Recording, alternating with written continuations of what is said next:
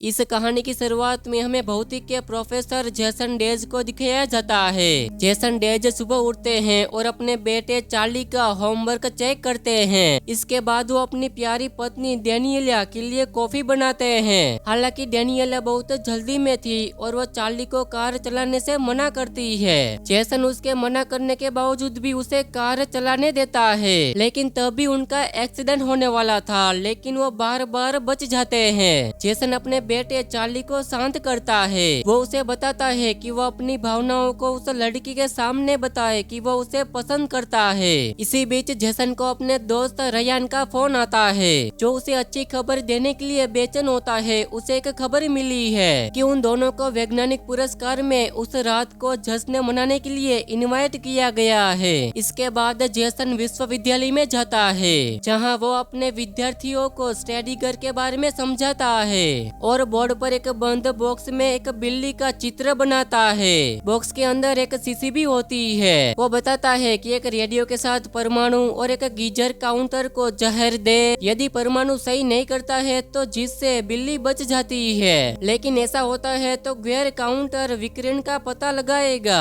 जिससे शीशी टूट जाएगी और बिल्ली मर जाएगी। यह सब क्वांटम यांत्रिकी कोपेनहेगन जैसा दर्शाते हैं। वह मानते हैं कि जब तक बॉक्स को खोला गया है तब तक परमाणु सुपर पोजिशन की स्थिति में है और एक फोन कॉल से जुड़ता है। तभी जेसन देखता है कि विद्यार्थी बिना सुने यहाँ से चले जाते हैं। इसके बाद जेसन एक अंधेरे कमरे में जाता है। वो दिन में क्या होता है उन घटनाओं को रिकॉर्ड करता है। वो नोटबुक को और खुद को डार्क मैटर से इजेक्ट करता है। इसके बाद वो घर आता है, जहाँ रात को खाना खाने की तैयारी में थे। चार्ली अपने माता पिता को इंटीमेट होते देख उन्हें चिढ़ाता है।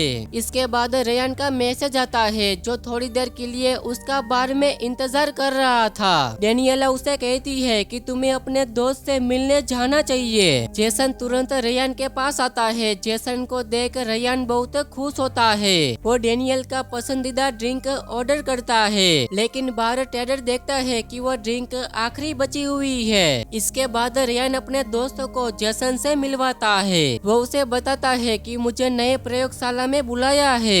एक बात यह भी है कि न्यू रोस्का का केंद्र सैन फ्रांसिस्को में होगा। और जेसन कहता है कि क्या मेरा परिवार शिकागो जाना चाहेगा। वो इसके बारे में सोचने का वादा करता है और घर चला जाता है। लेकिन इतने अंधेरे में अचानक से मास्क पहने हुए कुछ हथियार वाले लोग उसे रोक लेते हैं। जेसन उन्हें अपने पास जो भी महंगी चीजें होती है वो उसे देने के लिए तैयार होता है, लेकिन लुटेरे की नजर किसी और चीज पर थी। लुटेरे जेसन का नाम बुलाते हुए कार में बिठाते हैं। लुटेरे कहते हैं कि हम जो कहेंगे वो तुम्हें करना होगा। लुटेरे उससे फोन से पासवर्ड डलवा कर फोन अनलॉक करवाते हैं और उसे रियन के बारे में सवाल पूछते हैं और वो लोग उसे एक सुनसान इमारत के पास ले जाते हैं, जहां लुटेरे जेसन को कपड़े उतारने के लिए कहते हैं और जेसन ऐसा ही करता है और वो उस पर हमला करने का सोचता है, लेकिन तभी उसके सिर पर एक जोरदार झटका लगता है और उसे गर्दन में कुछ अजीब महसूस होता है। लुटेरे उसे अलग अलग कपड़े पहनने के लिए कहते हैं और एक चेतावनी देते हैं कि जेसन को एक नया अवसर दिया जा रहा है। उसे इसे याद रखना चाहिए, क्योंकि अब उसके पास वह सब कुछ होगा जिसका उसने कभी सपना देखा था और उन दोनों के लिए ही वो ऐसा कर रहा है। जेसन पूछता है कि डाकू कौन है, लेकिन वो उसे कुछ नहीं बताते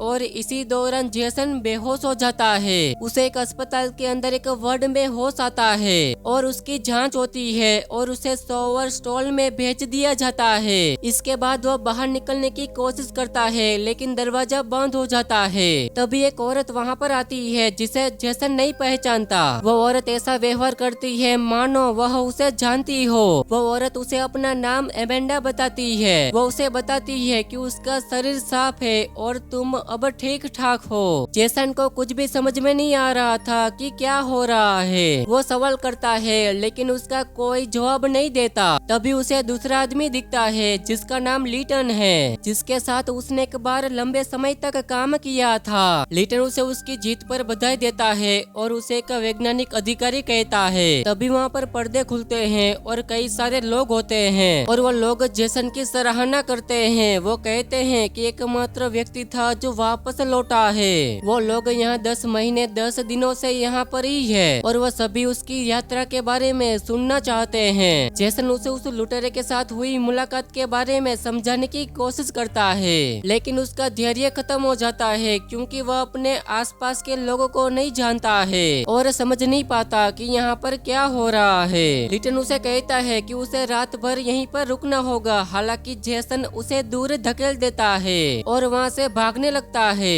बाहर सिक्योरिटी उसे जेसन के नाम से बुलाता है और दरवाजा खोलने में उसकी मदद करता है। वो लोग उसके पीछे पड़े थे तो जेसन तुरंत टैक्सी पकड़ लेता है और अपना पता बताता है और घर चला जाता है। घर के अंदर जाने पर उसे पता चलता है कि उसका घर बदल गया है। उसे समझ नहीं आता, तभी नया जेसन घर के अंदर आता है और अपनी परेशान पत्नी डेनियला को देखता है। वह उसे गले लगता है। वह उसे रेयान के बारे में बताता है, साथ ही वह उनकी शादी से पहले की बातें उसे याद दिलाता है कि एक औरत अपने पन के लिए क्या कर सकती है और दोनों इंटीमेट होते हैं। दरअसल वो इस बात से अनजान है कि वह आदमी वास्तव में उसका जेसन नहीं है। दुनिया में जेसन पहली बार अपने घर में अपनी पत्नी और बेटे के बजाय एमेंडा से मिलता है। वो कहते हैं कि हाँ, एक साथ रहते हैं। जेसन इस बात पर विश्वास नहीं करता है और अपने बेटे के निशान को ढूंढना शुरू कर देता है, लेकिन चार्ली का कमरा बिल्कुल बदल चुका था। यहाँ जेसन का अपना कार्यालय होता है जो कुछ खोजने के लिए कई सालों से होता है। वो अपनी पत्नी डेनियला को कॉल करने की कोशिश करता है, लेकिन उसका नंबर बंद होता है। जेसन घर के चारों तरफ देखता है। वो समझने की कोशिश करता है कि हो क्या रहा है।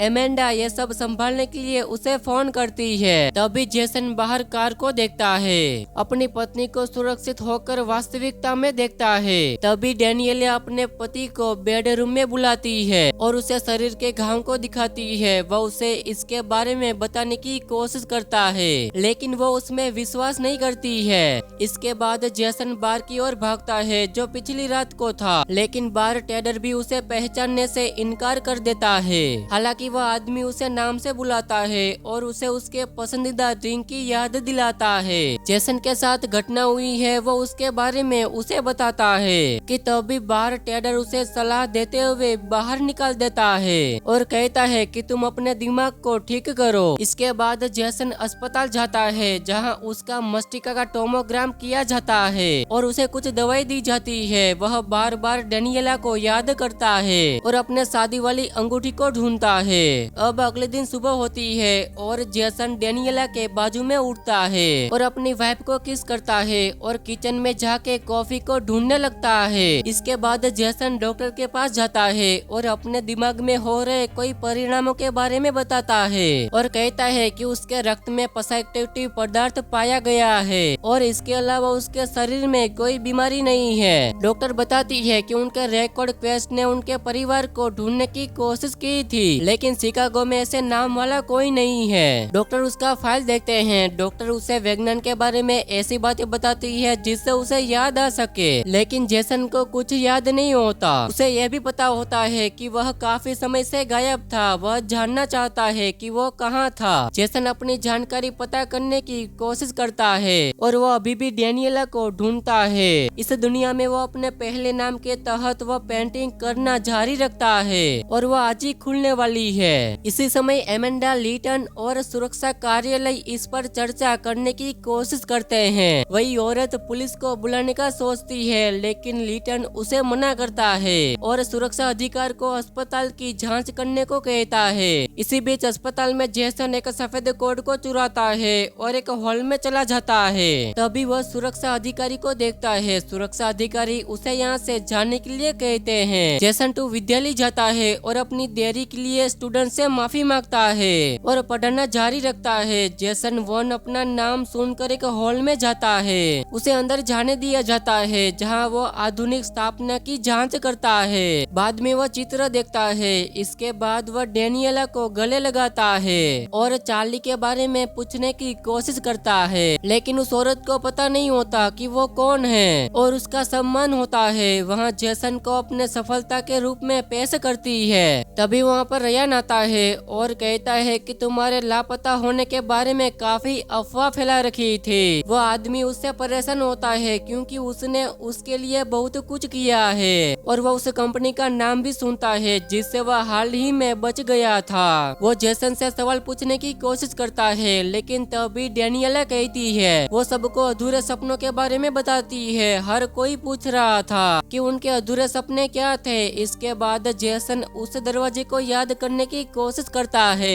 जिसमें वह उसी समय दूसरी दुनिया में जा सकता था। वो डेनियला की कहानी सुनता है और अपने बेटे को सलाह देता है। इसके बाद जेसन, रयान और नई दुनिया की डेनियला इसके बारे में चर्चा करते हैं। जेसन अचानक से अपने सपनों की महिला से शादी करने वाले एक वैज्ञानिक के बारे में बताता है जो एक बार में गया था, जहां उसकी मुलाकात एक पुराने दोस्त से हुई थी जिससे उसे पुरस्कार मिला था, लेकिन वापस आते समय उस पर हमला किया गया था। जब वह जागा तो उसके पास सब कुछ बदल गया था। ब्रेन चेक करने पर उसे पता चला कि कोई बीमारी नहीं थी, केवल उसके शरीर में एक अज्ञात पदार्थ पाया गया था और वह इसे मजाक के लिए बहुत सीरियस था, लेकिन वह पागल नहीं हुआ था। जेसन डेनियला को कहता है कि तुमने रचनात्मकता को कैसे प्रेरित किया गया था और वह उसे याद दिलाती है कि वो एक बार उसके पास आया था और वहाँ पर कई सारे लोग मौजूद थे और मैं तुम्हारे साथ भाग गई, यही सबसे बड़ी गलती थी। और वह उसे कुछ गुप्त बातें करती है और चेतावनी देती है कि अब वो दोनों एक दूसरे को कभी नहीं देखेंगे। जेसन अपने बेटे के साथ रहने का तय करता है, जिससे रेयान को गुस्सा आता है और डेनियला रोने लगती है। वो जेसन को कहती है कि तुम्हें अपने दोस्तों की पर्सनल लाइफ में नहीं आना चाहिए और वह उसी समय वहाँ से चला जाता है। उसी समय जेसन टूथ ब्रश कर रहा था तो उसकी पत्नी को अजीब लगता है और जेसन 1 को वहाँ पर रात बिताने की अनुमति मिल जाती है। और तभी जेसन डेनियला के रूम में चारों तरफ देखता है, तभी उसे एक इलास्टिक बेड मिलता है। इसी बीच जेसन 2 अपनी पत्नी को कोमलता से सवाल करता है और उसे दीवार पर लगी तस्वीरों की जांच करने के लिए कहता है। इसके बाद वह रियन को बुलाता है और उसे स्वीकार कर देता है कि इस समय सैन फ्रांसिस्को में काम करने की ऑफर मिली है। अभी जेसन एमेंडा को कॉल करता है और उसे बताता है कि वो मनोरोग हॉस्पिटल जा रहा है जहां महिला प्रमुख है, लेकिन ये एक जेसन की चाल होती है और वो उसे घर से बाहर निकालने की लालच देता है। वो दोनों एक साथ अपने घर को देखते हैं और तस्वीरों को समझने की कोशिश करते हैं और वो दोनों सोचते हैं कि उसकी दुनिया में केवल वहाँ एक परिवार उसे दर्शाता है। वह अपने बेटे के बारे में बात करता है जो अपनी माँ की तरह ही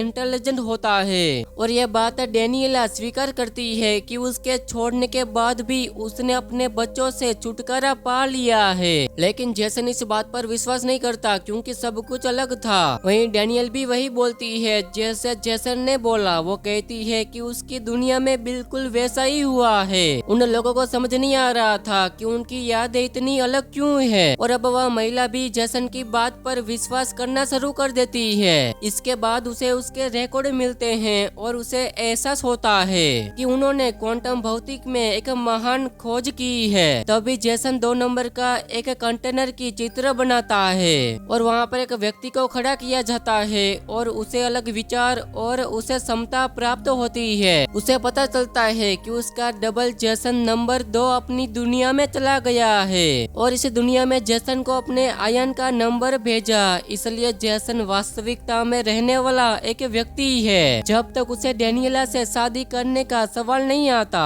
यहाँ जेसन अपने परिवार को चुनता है तो दूसरे ने पीला छोड़ दिया और उनके ब्रह्मांड में भाग गए और दूसरे जेसन ने उसे खुद को ही दे दिया, जिससे उसे विज्ञान और कंटेनर की मुश्किल बढ़ा दी। उन्होंने पूरी दुनिया बदल दी। अब डेनियला भी मान जाती है और जेसन उसके सामने आता है और वो एक रबर बेड से वो उनकी शादी की सुरक्षा रखने के लिए समझाता है और वो कहते हैं कि हमें फिर से एक होना चाहिए। वो दोनों अपनी जिंदगी के बारे में बातें करते हैं और दोनों समझ जाते हैं। इसके बाद दोनों एंटीबेट होते हैं, लेकिन तभी उसी समय कोई दरवाजा खटखटाता है। वो दोनों दरवाजा खोलने जाते हैं तो वहाँ कंपनी की वेलोसिटी की एक अधिकारी होती है जहाँ से जेसन बच के भाग गया था। वो औरत उस पर गन तान देती है। जेसन उसे शूट करने से मना करता है, लेकिन तभी वो औरत डेनियला को गोली मार देती है। जेसन डेनियला के चेहरे में से काफी खून निकलते हुए देखता है और वह औरत जेसन को भी बांध देती है। दोस्तों, ये कभी अभी रिलीज हुई न्यू सीरीज है। अगर आपको पार्ट 1, 2 पसंद आया हो तो वीडियो को लाइक कर देना।